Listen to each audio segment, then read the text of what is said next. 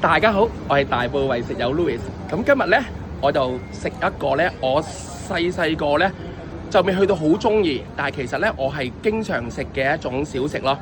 但係到香港咧，而家已經就算話有啊，我去過啦，都唔係以前我細個食嗰個味道嚟嘅。咁我而家呢度身處澳門嘅下環街市嘅，咁下環街市對面咧就有一間咧開咗70幾年，而家咧我諗屬於碩果僅存嘅呢一種食物嘅供應商啦。咁呢一個咧食物就叫做欄糕。咁呢個欄糕咧，我以前咧就喺橫頭磡食嗰陣時咧，其實就係我應該中意食格仔餅多啲嘅，但係我阿媽咧就中意食欄糕多啲嘅。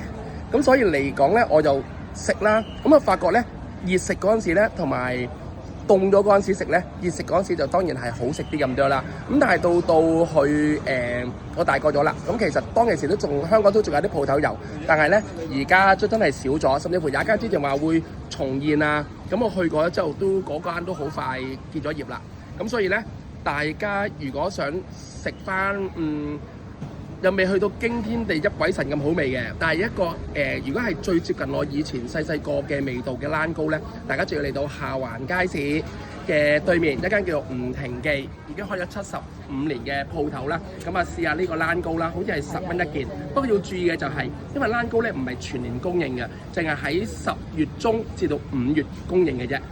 呢個鋪頭夏天嘅時間咧都唔會供應欄糕嘅。咁大家注意下啦，有機會試下呢一個童年味道嘅欄糕。